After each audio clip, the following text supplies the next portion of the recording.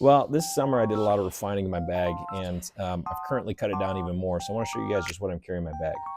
First off, the preferred putter is the PA5. Love the way this thing glides. It doesn't feel heavy at all. Only problem is I have some difficulty in the wind, so I had a really heavy putter. Preferred was Aviar for a little while, but Prodigy PA5 is doing it for me right now. And then let me move through drivers, and we'll move all the way down through mid-ranges. First up, the Athena. So that's a 7-speed driver. I use this mainly for sidearms. It tends to be pretty stable and get to go where I want to, a little left, a little rightward cut. Second up, we have my absolute favorite, the Roadrunner. Very understable disc. I can do hyzer flips with it. I can get it to float right. My course has a lot of holes that trend with a big rightward curve. So for me, this driver just lands on point most of the time. I feel really comfortable with it. Hyzer flips. I can get it to stay left if I want to. I can get it to do a nice rolling right. I just absolutely love this disc. It's a 9-speed. It's got a 5 glide and a -4 fade, and then just a 1 turn right at the end. So I mean, this is, if you don't have this in your bag, this just a beautiful disc for people who throw backhand. The Dynasty is next up. So I only got this about a week ago, but as a preferred backhand disc, I throw it at 168 grams. Again, it's a 9-speed disc. It's got a 5 glide, -1 fade. So I could get this to do just about anything I want to. But if I throw it right, this thing goes pin straight and I get my biggest distance. Interesting thing about the Dynasty, if you haven't checked it out, it's heralded as a disc that tends to get a lot more distance on it than even a lot of long range drivers. So even though it's only got a 9-speed, this thing floats forever. Vulture, again, this is a newer disc. I got this in a box. I got to use this for the first time yesterday, and I was throwing into pretty intense headwind, and this stayed the course really well. So this is heralded as a really good high wind disc, and it definitely paid off. It's at 176 grams, this one is, but absolutely love the way it flies. Next up, the Terra James Conrad disc. This has an 8-speed. I use this as a mid-range. It's a fairway driver.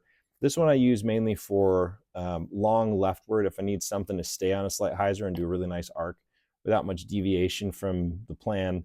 Same thing, it'll fly the other way if I throw it on an anhyzer, but I use this mainly for long rolling shots. Next disc in the bag, I did buy the Buzzsaw. Now this disc is a limited release. You can't buy it currently. It's got 2 different types of plastic and it glows, which I love. And I gotta be honest, I haven't found a lot of really good use for this. It's just, I spent a lot of money on it, and you have to buy it on eBay. eBay, it's like 90 bucks. I haven't found the perfect use for this, but my first time out, I'm not used to throwing buzzes, and a guy walked up behind me, and we just met up and started to play the round, and he had a Buzz sweatshirt on. I'm like, hey, would you mind playing? The guy has like 5 or 6 buzzes in his bag.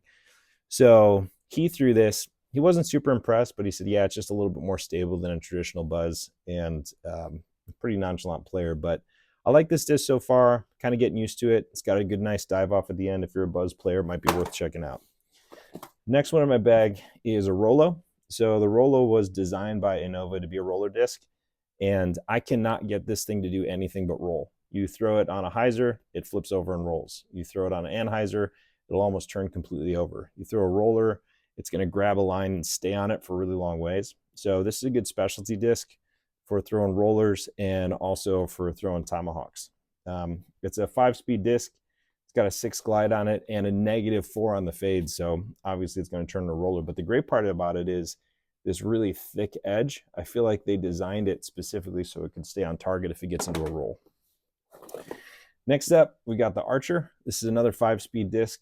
This one also has a -4, and it can be thrown as a roller, but it doesn't stay up quite as well as the Rollo does. I can do a really nice hyzer flip with this. So, if you're not familiar, if you're a backhanded thrower, I can throw it on a really intense hyzer. It'll stay on that line for a minute and then flip over and then go all the way over.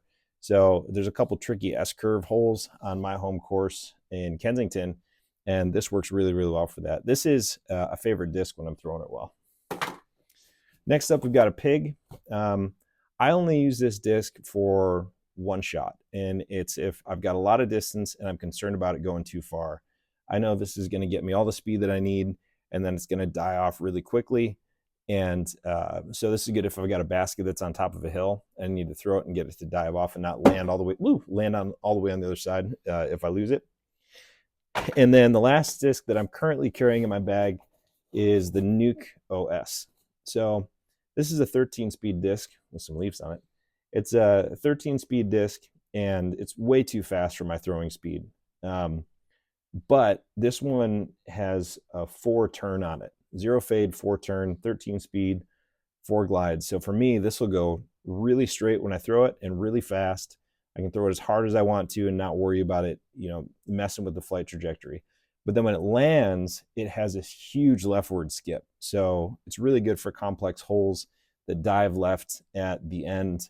And, this is one very specific type of shot that I'll throw this on. So that's my bag. Still refining a little bit. Let me know if you guys have a favorite disc that you think I should include.